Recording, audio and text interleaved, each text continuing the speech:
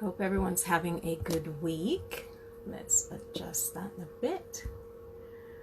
Thank you for joining us for another week of Fashion Bytes Chat. I'm Hillary, the founder of the Fashion Bytes platform. We're here to support and nurture creative entrepreneurs, filling in the gap between education and what happens in real life. We really hope that the information we provide is practical and useful. We've been going for a little while now, since June. So we've been recording our information one-to-one interviews since June, and you can catch up on IGTV. It looks like we have our guest, Kyle Monk, with us, so let's get him on. We're really pleased to have Kyle with us. He is the Director of Insight from the British Retail Consortium. Hello. Hi there. Hi, how are you? Thanks for joining. Yeah, no problem. Thank you. Thank you. Before we get started, I think there might be some delay. Hopefully there isn't. Before we get started, please tell us a bit about yourself. Sure. My name's Kyle Monk. I work for the British Retail Consortium. Our role is to represent the best interests of the retail industry, and that ranges from, I guess, your supermarkets, your sort of big online pure plays like Amazon, but also we have a large contingent of fashion retailers who we work with, and that involves everything from sort of our climate strategy. So we have a sort of net zero roadmap where 50 or so of our membership have committed to reducing their carbon footprint to zero by 2040. We also work on things like low pay commission, on buying, on all those things. And my role within that is running the insight team, so a team of analysts and economists whose job it is to make sense of all the data that's coming out and what that means for the sector. Okay, great. Thank you. So let's dive right in. So this week has been pretty much terrible for retail, and the ripple effect for all this staff and suppliers isn't going to be great. But did the pandemic speed up what was inevitable? So to some extent it did. So we saw, I guess some people have said it's 5 years of, I guess, digital innovation happening in 5 months, because with non-essential and fashion stores being closed, those retailers had to shift to online to get to fulfill the demand of their. Unfortunately, also, I guess the pandemic, particularly for fashion retail, has brought about change which was avoidable. So, fashion is event driven. And when you're spending all your time at home, obviously the need for things like formal wear or, even buying a sort of new top or jacket sort of fell by the wayside. And we saw, huge increases in spend on home-centric things like electronics and furniture, and huge declines in fashion spend. And I guess that is something that's pandemic specific. That isn't something that would have happened otherwise. And we're really happy that the government agreed. So we fought very, very hard on behalf of our members to keep non-essential retail, including fashion, open for December in the new tier system, even in tier 3. So I guess the government are listening to some of these stresses that our membership are talking about, particularly in fashion retail, and are trying to mitigate some of those challenges. But yes, it's been a tough time, and yeah, none more so than sort of fashion, footwear, and textiles. Yes, yes. Playing devil's advocate just slightly, is is the high street collapsing, and is this an opportunity for us to make less? That's a very big question. I think the high street is definitely in jeopardy. So, as you say, it's been a really, not just a terrible week, but a terrible month. All the closures, whether it's Arcadia or Edinburgh Woolen Mills, we estimate it's something like 40,000 jobs have been lost in the last month alone. And predominantly those have been in sort of large multi-unit fashion retailers. And I guess the challenge is, as more of those large players go into administration or face challenges in terms of the turnover, does that create a sort of snowball effect where high streets have less and less anchor stores? Because ultimately, Topshop, they were those big box sort of anchor units generally. Does that create a sort of long-term effect where high streets become less and less viable? And what can we do as a sort of sector, and then what can the government do to help do that? So I guess in terms of the consuming less, that was something we were seeing before the pandemic began. In fashion, you've seen a rise in the sort of circular economy, so people perhaps spending more on an item of clothing, but looking at those items from a sort of cost per use perspective. So people might, with the rise of Instagram, for example, people would buy a few items of clothing and perhaps resell that in a sort of social way. So in essence, the sort of tag price of that item was less important than it maintaining its value over time. So we definitely expect that to continue as sort of finances become strained. Unemployment's up. All those sort of gloomy macroeconomic clouds on the horizon mean that people are sort of tightening their belts somewhat, and we expect to see that sort of circular economy piece become more important as time goes on. So yeah, I hope that answers your question. Yes, I think it did. Now, we know that technology is a big opportunity, but it's also a huge challenge as well. Do you think some businesses have underestimated the importance or didn't invest in digital presence, e-commerce, and now find themselves in trouble? I mean, digital is very hard to get right, and different companies, I think every company, more or less, with a few sort of very notable exceptions, have some sort of digital presence and have had some sort of digital presence, but they've all been at different points in their journey. Obviously, your online pure plays have a sort of innovation, tech-first mentality and almost run themselves as a tech platform rather than a sort of traditional retailer. So they've generally performed better in this sort of new digital world we're seeing ourselves in. What we have seen in those who were perhaps further behind in that sort of innovation cycle on digital is that they've definitely ramped up their sort of the sort of pace of change and the pace of innovation within their businesses. Unfortunately, as you say, some of them perhaps were slightly too far behind, and in this new normal where stores are closed, people are footfall to high streets is down 75% even when non-essential stores are open. They've definitely seen sort of, I guess, greater challenges than perhaps some of those who were further along. So that's not even taking into account, I guess, all the other things. So the sort of specialist direct-to-consumer brands that are coming out, sort of your sort of Sheep Inc., for example, they make one item more or less, or one group of items, and they do that really, really well. There are a lot of companies. It's never been easier to sort of start your own sort of clothing line, really, in terms of supply chain transparency, getting stock, and sort of building on prototypes. So I guess there's threats to sort of more traditional, curated, larger retailers from that sort of grassroots movement of new retailers that we've seen as well. Okay. Just one thing that comes to mind. Now, with stores like Debenhams, the larger retailer, do you think going forward, and I'm not sure if I can find the right word, are they redundant because they have brands that have their own stores?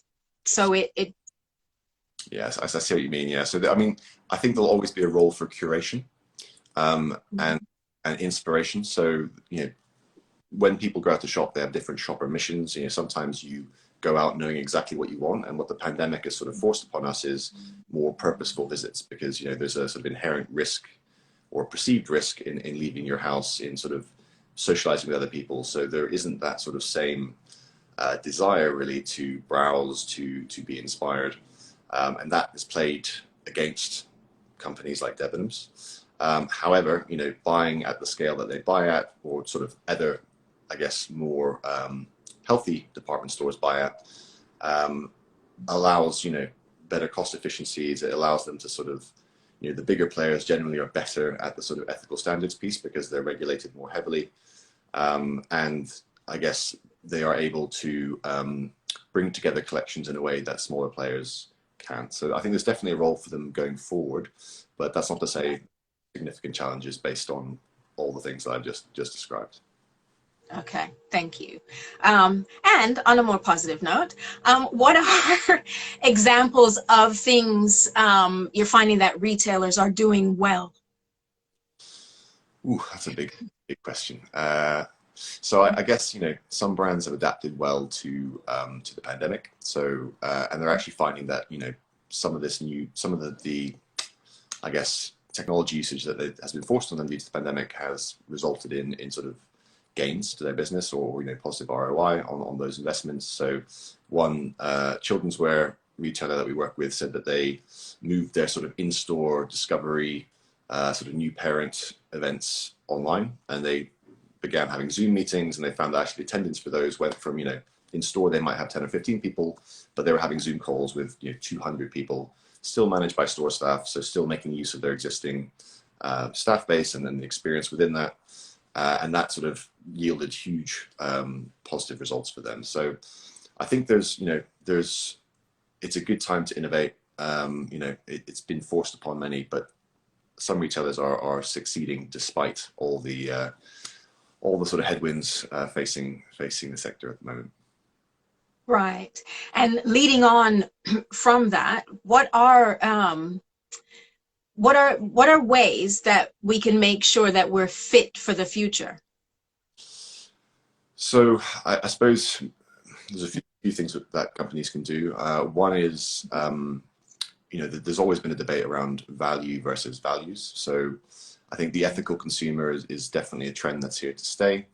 And I think retailers who are transparent with their supply chains, and it's difficult in fashion, there's a lot of, we see a lot of negative press, so modern slavery, issues with Chinese supply chains and forced labor of, Uyghur migrants in some parts of, certain retailers' sort of supply chain structure. But I guess ethical sourcing is something that retailers can do to sort of protect themselves in the future. Pre-COVID, many sort of retail experts were saying that's the sort of new digital, it's a new step change in consumer behaviors that's sort of coming down the road. I guess ensuring that you're sort of exploring all options when it comes to speaking to consumers. So whether that's platforms like Instagram now have a sort of built-in sales function. Some retailers may not have considered that 6 to 8 months ago. I'm sure most of them are now. So making sure that you're sort of equipped and able to trade through all these new channels that are becoming available in a sort of effective way. And I guess I'll probably stop there. Yeah, those are probably the two big things. Okay, and with that, how do you keep up with customers' shopping behavior? Because things are changing so quickly, and you have customers' expectations evolving constantly. How do you keep up? So that's been one of the biggest challenges, right? So going through, if you imagine you're a retailer and you've got maybe 40 stores, you've got your online channels. Previously, you'd just use the previous year's performance as a sort of indicator of demand, and you could ship your goods just in time to your stores and your warehouses, and that was a relatively simple proposition. With the tier system, or it's the previous iteration of the tier system, where some stores were closed and they were closing without a huge amount of warning. In some cases, that sort of supply chain management became really challenging, and with that comes hits to margin and I guess profitability. So I guess ensuring that the way that you sort of mitigate that is really by listening to your customers. So engaging in social, a lot of stores are creating Instagram pages. They're finding ways to sort of surface their stock on platforms like Google. So when, I always found it crazy when you sort of search for, say, a white t-shirt online, you could find a white t-shirt in a warehouse, perhaps 200 miles away from you, a lot easier than you could find a white t-shirt in a store sort of 50 meters down the road from you. So I think what retailers are realizing they have to do is sort of find ways to, allow consumers to make better choices, because ultimately I think we'd all rather travel, walk down the road a little bit than ship something to us, which has sort of carbon costs, there's packaging, and all the rest of it. So yeah, those two things are quite important. Okay, thank you, thanks. Now, switching to discounting and numerous sales, like the Black Friday, Cyber Monday, and those kind of things. Are those really good, and do they devalue brands, do you think? And from sales, how do you attract a repeat customer and brand loyalty if you keep discounting and have one-hit wonders and that kind of thing? Yeah. Yes, I mean, loyalty has been really hard hit with the pandemic. So, I think we did a study with Google, and it said that 76% of consumers have tried, new options for their shopping that they hadn't considered before the pandemic. Black Friday, we've always done Black Friday differently. I used to work for the management company for Oxford Bond and Regent Street. And we used to do media, obviously, on Black Friday, and there would be, camera crews camped out outside stores at 6 a.m., waiting for that rush of customer. I know. We told them there wouldn't be any, and there never were. I think there was one very confused man looking to get an HDMI cable who went in at 6 a.m., but no one else. But Brits, we don't like queues. We don't like the American version of Black Friday.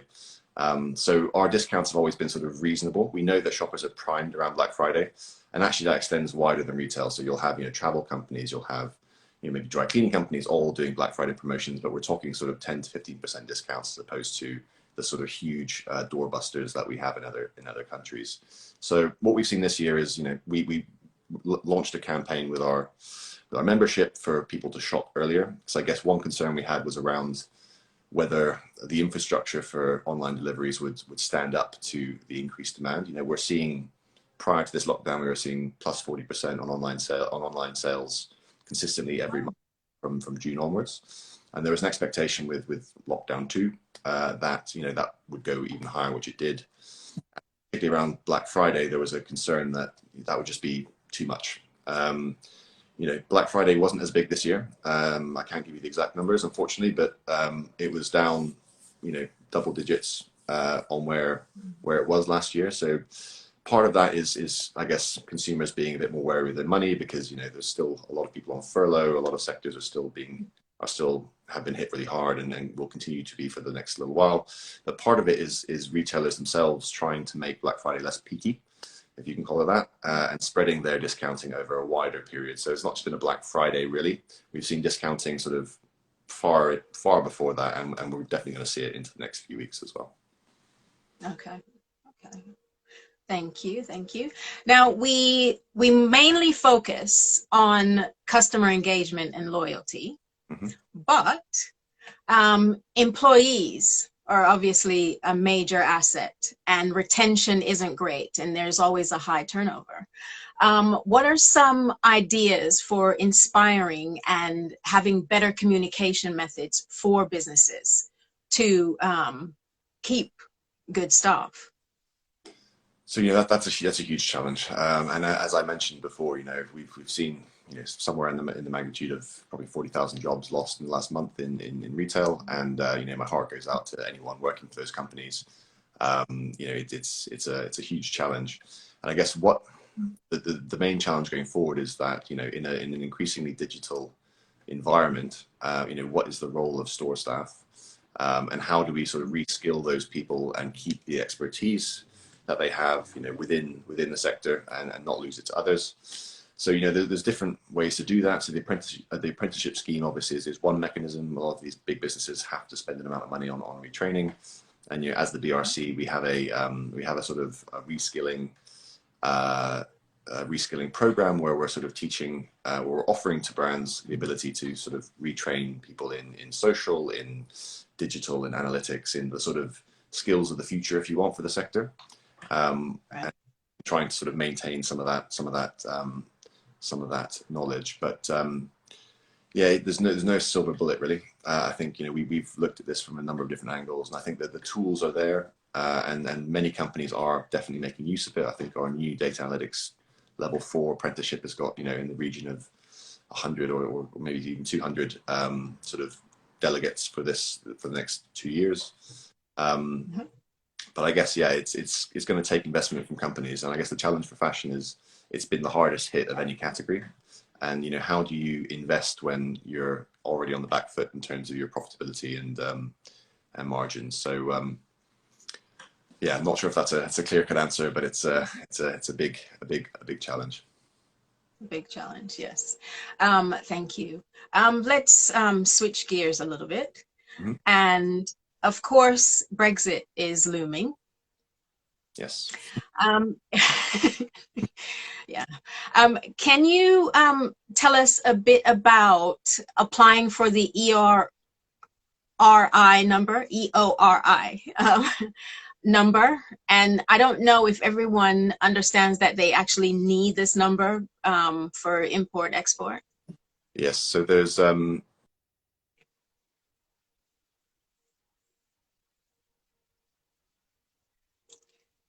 I think you've gone on mute. Have you gone on mute? I can't. no, apologies out there for a There second. you go. Yeah. That's all right. I was just saying, I guess the sort of technical details of application, if people are interested, are on our website. So we have resources for retailers, a Brexit hub. So anyone who's on the call who wants to find out more about that can through that channel. I guess we're very closely involved, so we're in constant talks with BEIS and Treasury and the sort of Department for International Trade, and we're hoping that some resolution. I think that the news on the word on the ground is that there'll be a decision by this weekend. As you know, it's been pushed back a few times. I think Michel Barnier is still in the UK, and we're hoping to update our members on Tuesday as to what the outcomes are of the trade deals. But I guess, yeah, there is a potential for disruption. I was on a call with the port of Rotterdam and DP World, who manage a lot of the UK ports, earlier today, and I guess they're doing all they can to sort of mitigate this additional bureaucracy and red tape that's going to be required for getting imports into the country if no deal is secured. I guess I think the EORI number, if that's what it is, I'm doubting myself now as well. If that's what it is, it's very important for people to get that. It's very important for people to be educated about all the different legislations that could come into place that might delay.